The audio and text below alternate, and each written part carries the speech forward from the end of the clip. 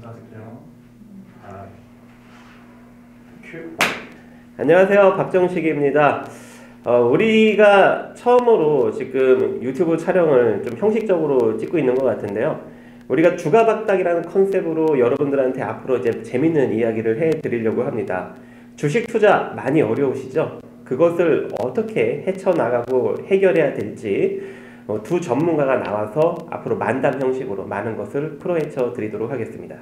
안녕하세요. 주가박당의 하채기 의원입니다. 저희가 오늘 유튜브 첫 촬영인데 여러분께서 많은 구독과 좋아요, 댓글을 남겨주시면 저희가 매해 더욱더 재미있는 컨텐츠로 여러분께 찾아뵙도록 하겠습니다. 조금 전에 박정식 의원께서 말씀하신 것처럼 지금 우리가 주식 투자하는 데 있어서 여러분들에게 꼭 정말로 도움이 될 수 있는 이야기를 좀 만담 형식으로 해서 재밌게 꾸려가는 방송을 하도록 하겠습니다. 자, 그러면 이제 우리가 오늘 첫 회인데 오늘 어떤 이야기를 해보면 좋을까요? 일단은 주식 투자를 실질적으로 이제 우리 같은 전문가들이 했을 때 진짜 계좌 수익이 난다면 어떤 식으로 투자하기에 계좌 수익이 나는지 그런 것들을 한번 사례를 한번 서로 공유해보는 그런 시간을 한번 가져보도록 하겠습니다. 저부터 이야기할까 아니면 형이 먼저 이야기할까요? 아니, 박정식 의원부터 먼저 하세요. 저는 이미 저는 제 채널 유튜브를 통해서 여러분들한테 여러 번 소개를 해드렸던 걸로 기억이 납니다. 저는 1995년도부터 2001년도까지 저희 아버지가 트레이딩하는 것을 제가 조금 이렇게 지켜봐 주면서 시세를 읊어주는 그러한 것만으로 좀 주식의 세계에 좀 접하게 되었는데 2001년도부터 제가 투자를 본격적으로 하기 시작한 것 같아요. 근데 2001년도부터 2010년도까지 저도 여러분들과 똑같이 수익이 나지 않았습니다. 그래서 근데 제가 솔직히 대학생활도 그때 대학생활 기간이었는데 제가 대학생활을 꽤 오래 했습니다. 근데 그 기간 동안 많은 책과 많은 공부를 했다고 싶었고 제가 모르는 기술적 투자가 없다고 생각이 되었는데 실질적으로 뚜껑을 딱 열어서 10년이 딱 지나봤더니 저는 남는 게 하나도 없는 거예요. 그래서 저는 진짜 주식 투자로 평생 먹고 살 수 있다라고 생각을 하고 많은 공부와 많은 열정을 가지고 선물 투자도 해보고 옵션 투자도 해보고 ELW 투자도 해보고 주식 투자도 해보고 별짓을 다 했는데 정말 많이 하셨네요. 네. 그럼 지금까지 책을 몇 권 정도 습득하셨어요? 책을 본 거는 너무 많은 것 같습니다. 왜냐면 제가 대학을 한 3군데 정도 돌아다녔는데 지금 대학 한번 들어가면 거기 도서관에 있는 책을 싹 한번 훑으면은 적어도 30권 정도 나오지 않습니까? 아무리 적게 나와도 제가 싹 쓸어봤습니다. 싹 쓸어보고 언제나 이렇게 책을 이렇게 쌓아놓고 보고 그리고 왜 시립도서관도 있지 않아요? 그죠? 집 주변에 각각 도서관마다 있는 책은 또 싹 다 긁어서 이렇게 쌓아놓고 또 보고 게다가 또 제가 개인적으로 구매한 책만 한 100권 정도가 돼요. 그러면 책값만 해도 그렇죠. 근데 그렇게 본 걸로 따지면 저는 솔직히 300권은 넘게 이상 봤다고 생각을 해요. 근데 책을 또 보다 보니까 또 그 내용이 책들이 또 상당히 많이 존재하거든요. 그렇죠. 근데 거기서 내가 영감을 얻는 내용들이 간혹 가다가 한 개씩 나옵니다. 그렇죠. 많은 책을 보다 보면. 그래서 그 영감을 얻고 내가 이제 시장에 대응을 해보고 이게 숙달을 시키는데 문제는 그런 것을 거의 제가 이제 10년 차가 됐는데도 불구하고 좋은 결과를 내지 못했어요. 그래서 제가 저희 어머니가 운영하시는 모텔에 가서 나는 이제 모든 걸 때려치고 그냥 모텔이랑 운영을 해야 되는가 보다. 그래서 주식 투자를 접고 한 1년간 거기서 이제 모텔을 운영하면서 바닷가 옆에 있거든요. 바닷가를 이렇게 바라보고. 모텔이 어디에 있어요? 강원도 송도. 좋은데. 고성에 있습니다. 지금도 그러면은 운영하고 계세요? 네, 그럼요. 이번에 그럼 화재 났을 때 피해 없으셨어요? 그거는 이제 속초랑 그 고성이 경계에서 불이 났기 때문에 우리 사업장까지는 다행이시네. 구름만 왔습니다. 구름만. 연기구름. 자, 그런데 어쨌든 그런 시기를 겪고 제가 어느 정도 힘들었냐면 진짜 한 걸음 한 걸음 떼는 게 정말 힘든 거예요. 그리고 어깨에 진짜 조그만 아기가 양쪽으로 앉아있는 느낌이었고 머리도 정말 무거웠습니다. 그래서 그래서 진짜 약간 죽고 싶은 막 그런 느낌? 이제 왜냐면 제가 오랜 기간 해왔던 게 무너진 거잖아요. 따지고 보면. 그래서 정말 그런 고통을 겪다가 저는 그 이진우 교수의 신이 죽은 시대를 말하다라는 니체의 그 철학 강의를 보게 되었는데 그 철학 강의를 보니까 나의 고통과 나의 아픔이 승화되는 거예요. 이해가 되는 거예요. 내 자신이 이해가 되기 시작하는 거예요. 그때부터 너무 가벼워지고 몸이 날아갈 것 같고 하루하루가 굉장히 즐겁게 생각이 되는 겁니다. 그때부터 그때 최진석 교수의 노자 철학도 같이 조금 공부를 하면서 내 자신에 대해서 알아가게 됐어요. 내 자신에 대해서 인식을 하게 되고 그동안 내가 투자를 진행하면서 무엇이 잘못됐는지를 다시 한번 돌아보게 되는 계기가 됐던 거죠. 그러면서 제가 이제 투자를 다시 시작한 게 어떤 식의 투자였냐면 왜 서브프라임 모기지 시대나 IMF 시대에 주가가 상당히 많이 하락을 하잖아요. 그죠? 하락이 나오는데 그때 그 지수 저점 포지션에 도대체 우리 주식들은 어디까지 빠져 있는가?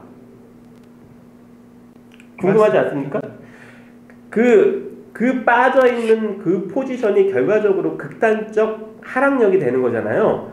그러면은 솔직히 저평가라는 게 개개인 사람들마다 다 중구난방이었어요. 저는 그러면 도대체 진정한 저평가는 도대체 무엇일까가 궁금했고 그것을 재무제표를 열어보았더니 재무제표를 딱 보니까 처음에 딱 눈에 들어온 게 자산이 있었고요. 그 다음에 총자산, 그 다음에 총부채가 있었고 이 총자산에서 총부채를 제외하니 결과적으로 뭐가 되는 겁니까? 자본 총계가 되는 거예요. 오늘 한 번에 너무 많은 이야기를 하는 거 아닌가요? 아니 이제 제가 이제 수익 나는 그 케이스를 이야기하다 보니까 그 자본 총계라는 게 있었는데 그 자본 총계라는 게 결과적으로 장부상 순자산 가치가 되는 거잖아요. 총부채를 빼니까. 그러면은 기준은 정했어요.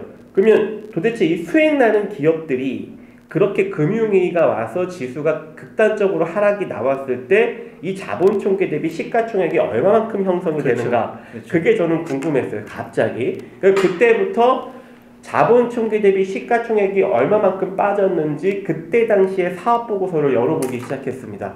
그때 당시에 사업보고서를 열어보면 거기에 상장되어 있는 주식수 그리고 자본 총계 다 나오잖아요. 거기에 제가 차트적으로 HTS에서 가격만 보고 계산하면 그때의 시가총액을 구할 수 있고 자본총계랑 비교하면 되겠죠. 그렇죠. 그런 식으로 제가 다 분석을 해보니까 섹터별로 조금 다르더라고요. 어떤 섹터는 자본총계 대비 한 25% 구간까지 내려가는 것들이 있고 어떤 섹터는 자본총계 대비 한 50% 구간까지 내려가는 게 있고 어떤 섹터는 자본총계 대비 대략 뭐 한 배 내지는 한 두세 배 정도를 유지해주는 섹터도 있더라고요. 그래서 이런 상태가 극단적 저평가 상태구나 라는 것을 제가 그때부터 인식을 하고 그 기준에 따라서 저평가된 종목 그리고 실적이 우량한 그런 종목 재무 상태가 아주 양호한 것들을 찾아서 베팅을 거의 몰빵격으로 하기 시작했습니다.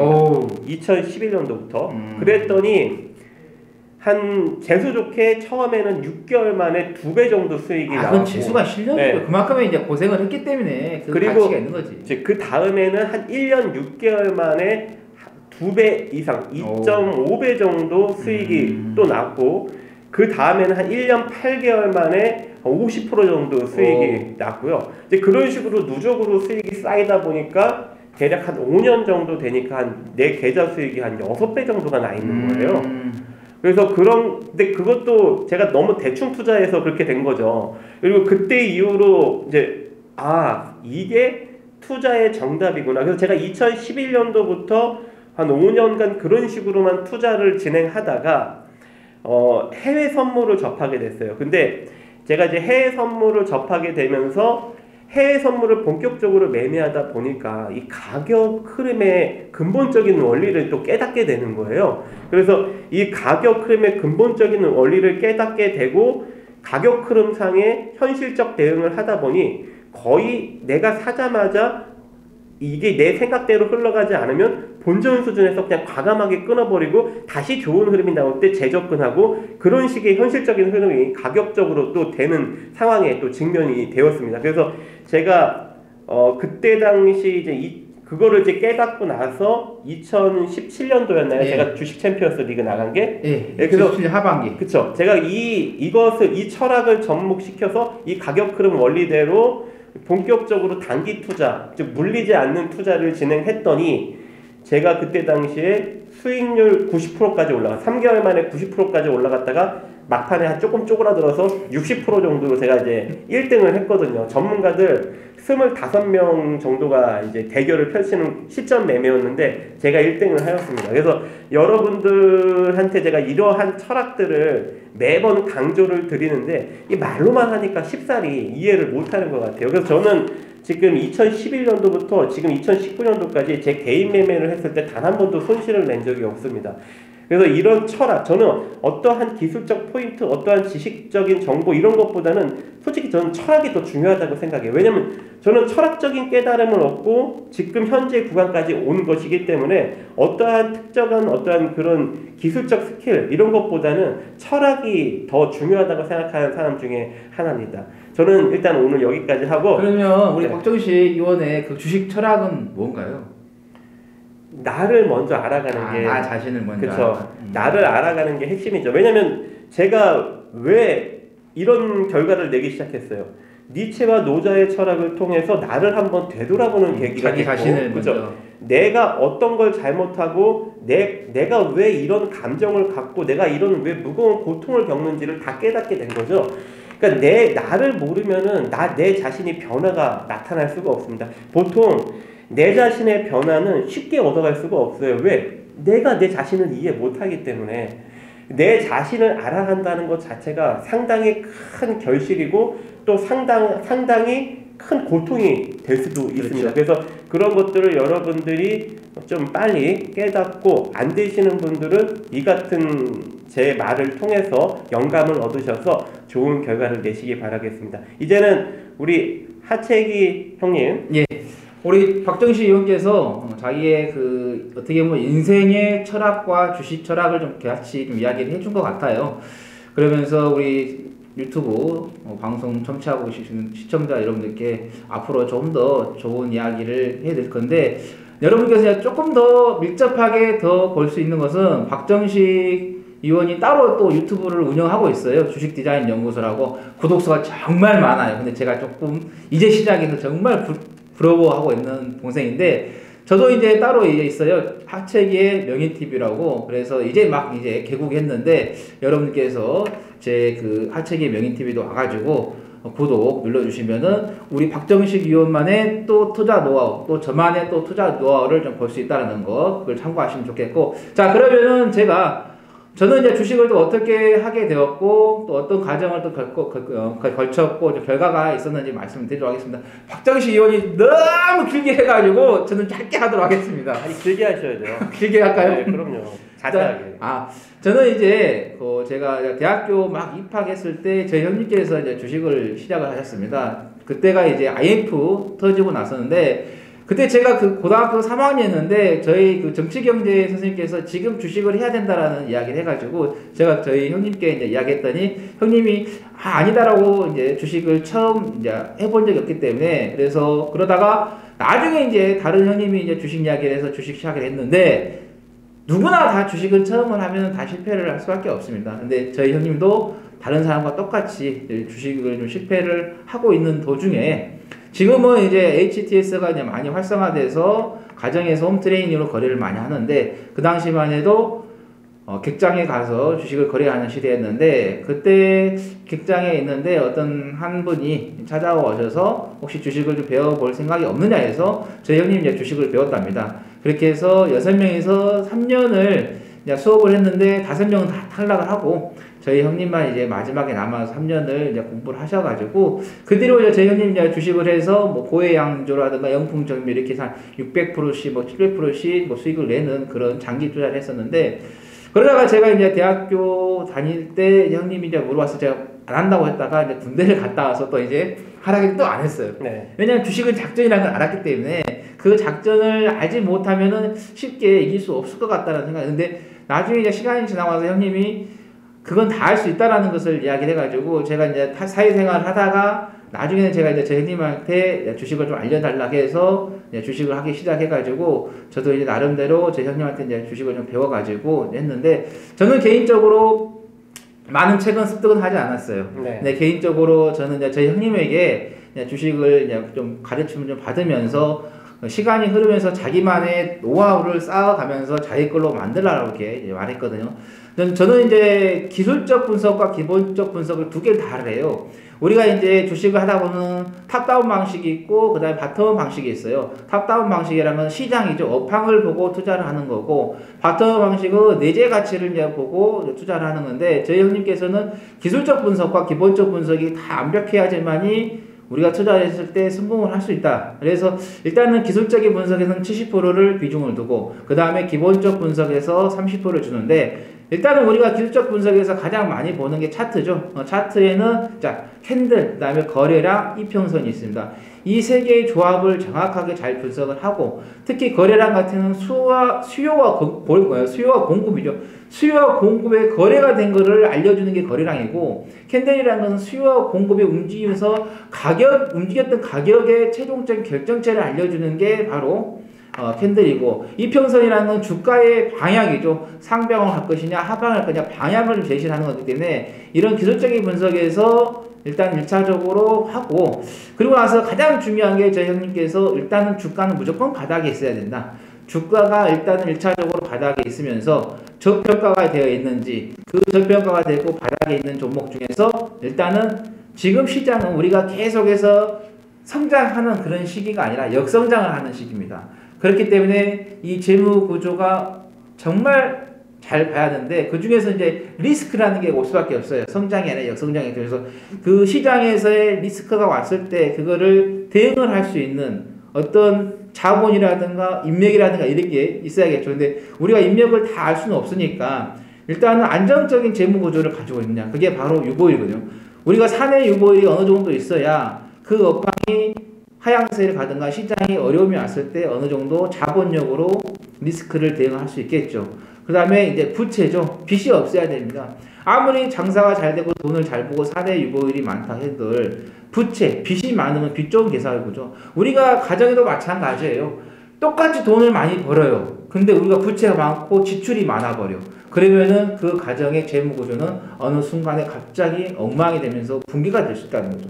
기업도 마찬가지예요. 그런 것처럼 안정적인 것을 조금 보고 그 다음에 이제 수익이 발생을 해야겠죠. 꾸준하게 매출이익이라든가 영업이익이라든가 한기 수익 이게 좀 꾸준하게 좀 발생을 해야 하기 때문에 그러다 보면은 당연히 실적이 발생하게 되면은 EPS가 증가하겠죠. EPS가 증가하게 되면 여러분들께 배당금을 줍니다. 그래서 저는 개인적으로 재무구조가 안정적이면서 수익 좀 나고 그 다음에 배당금을 주는 회사들을 가장 좋아합니다. 배당금이 낮다는 건 실적이 나온 거고 주주 친화적인 부분이기 때문에 그래서 이런 것을 좀 자세하게 여러분께서 보고 싶으실 거예요. 그럴 때는 제가 그 하체계 명인TV에 이런 부분에 있어서 좀 강의도 이제 시작할 것이고 또 시황이라든가 종목 분석할 때도 한 번씩 집어드릴 테니까 거기에 또 찾아오시면은 또 좀 더 디테일하게 볼 수 있는 거고 우리가 이제 하는 것은 이제 디테일한 것보다는 시장의 방향 그리고 지금 현재 시장이 어떻게 이루어지고 있는가 이런 것에 대해서 좀 말씀을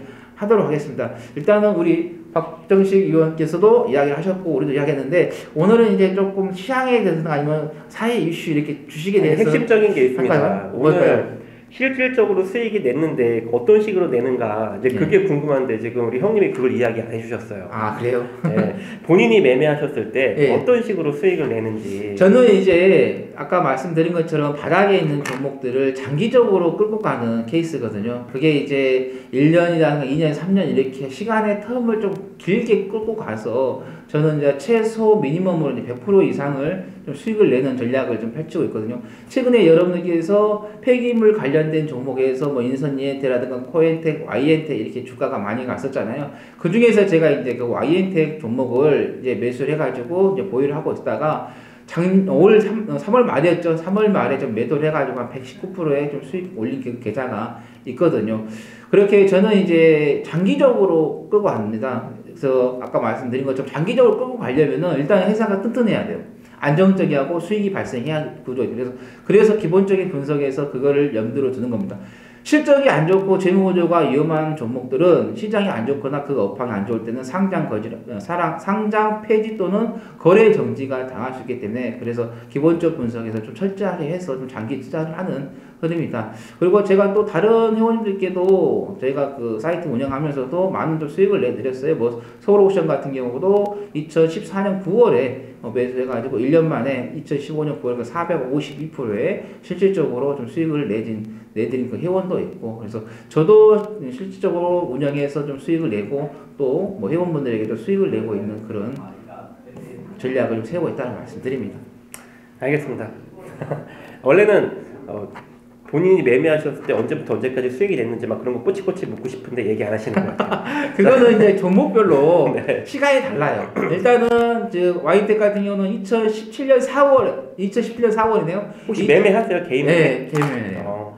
근데 나중에 자주 안 해요. 나중에 우리 시청자님들한테 한번 계좌를 한번 보여주시죠. 네, 알겠습니다. 그러면 아마 우리 시청자님이 그렇게 투자 이런 식으로 투자하니까 이 정도 결과가 나는구나라고 아주 절실하게 깨달을 수 있을 것 같아요. 근데 이제 개인 투자자분들은 장기 투자를 하시는 데 있어서 조금 어려움을 좀 느끼긴 하시더라고요. 근데 결과를 보면 그렇죠. 믿고 따라옵니다. 그렇죠. 우리 시청자분들이 왜 안 하시겠어요? 이게 믿음이 안 가니까 그러는 건데 솔직히 그 방법에 대해서 믿음만 딱 갖는다면 충분히 하실 수 있습니다. 예, 그러면 또 어떤 뭐 주제를 또 이야기 한번 해볼까요? 어떤 이야기 할까요? 오늘 우리 시장이 많이 빠졌잖아요. 예, 과연 그렇죠. 우리 시장 앞으로 어떻게 될 것인가 되게 궁금하거든요. 예. 어떻게 될 것 같습니까? 저하고 이야기가 거의 비슷할 것 같아요. 제가 이제 그 서울경제에 출연하면서도 지난주에 좀 시장이 좀 안 좋은 쪽으로 흘러가니까 좀 보수적으로 좀 대응을 하라고 말씀드렸는데, 일단은 지금 트럼프가 글로벌 시장이 한 방 제대로 매겠죠.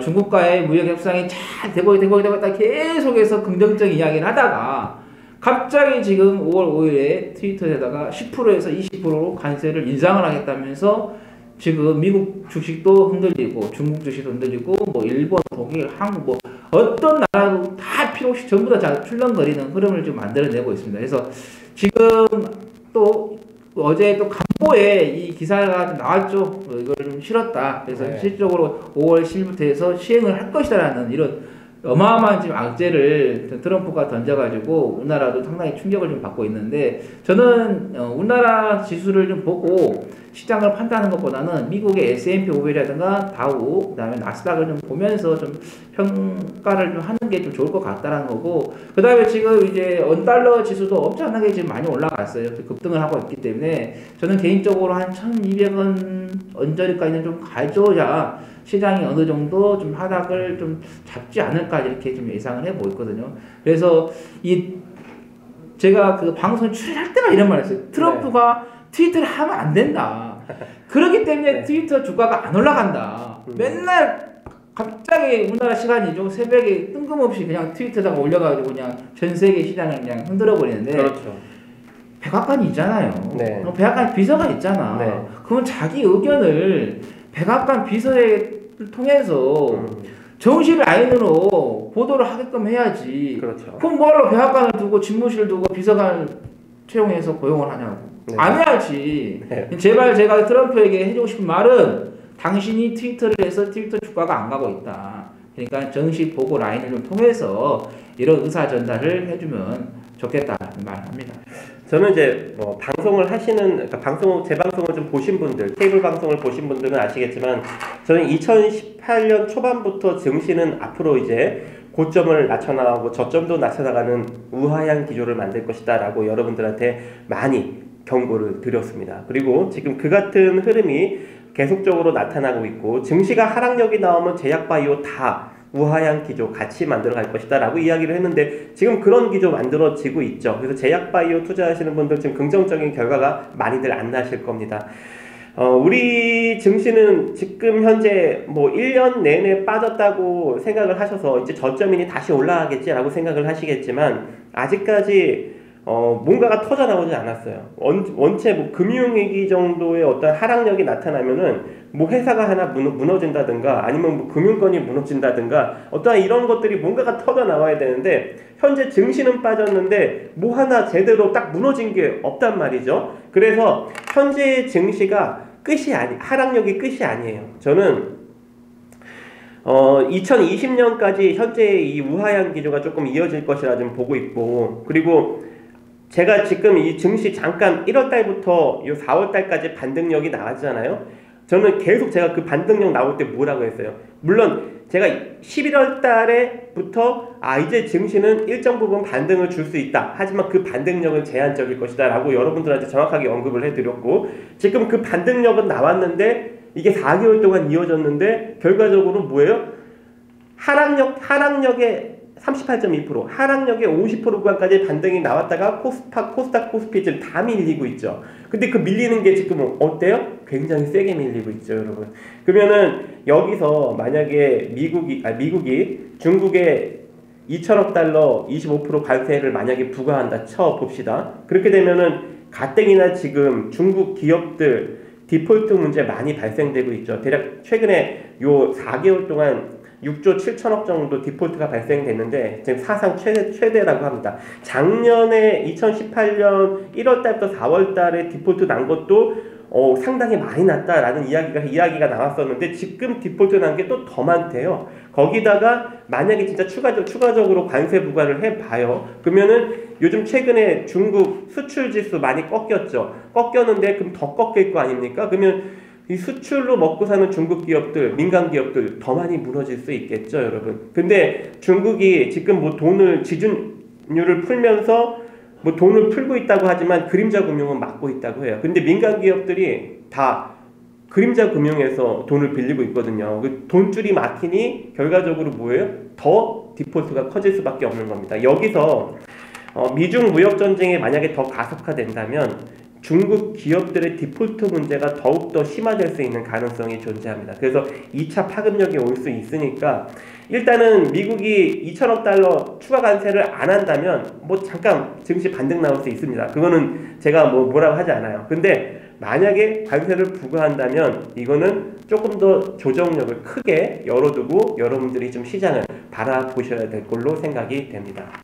그러니까 저도 그렇게 보거든요. 시장은 일단은 지금은 어떤 그 추세와 파동에서 간다고 하듯이 일단은 지금 당분간은 그 추세 전환이 이루어지기는 상당히 좀 시간이 많이 필요하다. 우리 또 박정식 의원께서 말씀하신 것처럼 이 트럼프의 그 변덕쟁이가 또 어떤 이야기를 또 하면서 또 시장을 또 한번 흔들어올지는 좀 지켜봐야 할 것 같아요. 아까 말씀하신 것처럼 중국 내에서의 디폴트 문제가 지금 심각합니다. 쉽게 말하면 우리나라가 예전에 그 IMF 올 때 그처럼 좀 기업들이 지금 이 부채라든가 이런 게 상당히 지금 올라가고 있거든요. 그래서 아마 트럼프는 그거를 아마 기회를 좀 잡을 수 있을 것 같아요. 왜냐하면 그렇죠. 지금 계속해서 트럼프가 이 무역 협상을 하면서도 자본 시장을 좀 개방하라 하는데 네. 중국에서 자꾸 자본 시장을 개방하지 않기 때문에 네. 중국의 기업들 몇 개를 한번 떨쳐놓고 한번 파산시키면은 네. 중국에서도 이제는 또 손을 들 수 있다. 네. 그러면서 자연스럽게 자본시장을 좀 갈 수 있기 때문에 그래서 여러분께서 시장을 조금 보시는 데 있어서 좀 길게 보신다고 하면 박정식 의원 말이 맞습니다. 지금 우리가 주가가 많이 올라온 상태에서 지금 빠지고 있는 상태고 그다음에 원달러라든가 원엔도 지금 가파르게 지금 올라가고 있는 부분이기 때문에 그래서 여러분께서 주식을 좀 투자를 하실 때 이럴 때는 그냥 바텀업 방식이죠. 내재 가치 회사가 정말 좀 탄탄한 종목들을 정말로 이번에는 잘 보셔야 되고 만약에 매매가 좀 어려우시다 그러신 분들은 뭐 우리의 그 채널로 오셔가지고 뭐 상담을 받으시거나 이야기 청취하시거나 하시거나 아니면 정말로 조금 어렵다 하신 분들은 뭐 한 번 정도는 쉬었다가 좀 뒤를 좀 보면서 좀 시장을 바라보는 것도 좀 좋을 거라고 생각됩니다. 자, 오늘 우리 좀 두서없이 떠들었는데요. 여기까지 간단하게 마감을 하고 저는 또 우리 다음 주에 뵙도록 하겠습니다. 그래서 자, 여기 손 한번 올려보세요. 자, 여기는 뭐 구독, 여기 좋아요 꼭 남겨주시길 바라겠습니다. 자, 이만 우리 여기서 물러나도록 할게요. 감사합니다. 감사합니다.